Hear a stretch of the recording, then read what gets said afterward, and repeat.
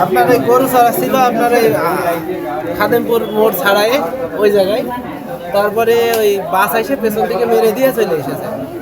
আর রাস্তার পাশে দাঁড়াইছিল, বাসের পেছন দিক দিয়ে আসমানখালি রোড হয়ে আসমানখালি দিকে চড়ান আসছিল। ওনার কোনো জায়গায় বাদ নেই, বলবো কোন জায়গায় বাদ আছে। মেরে দিয়ে ভাড়াপুর মোড়ে এসে আবার দুইটা তিনটা আপনার মেরেছে। তারাও হাসপাতালে ভর্তি আছে।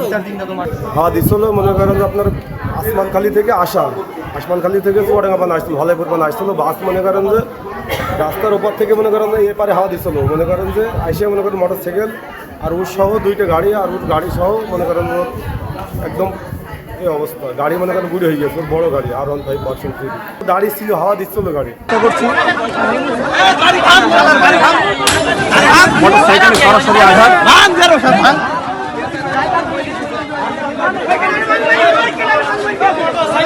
পরিপূর্ণ বাস নিয়ন্ত্রণ হারিয়ে দোকানের ভিতর ঢুকে গেছে।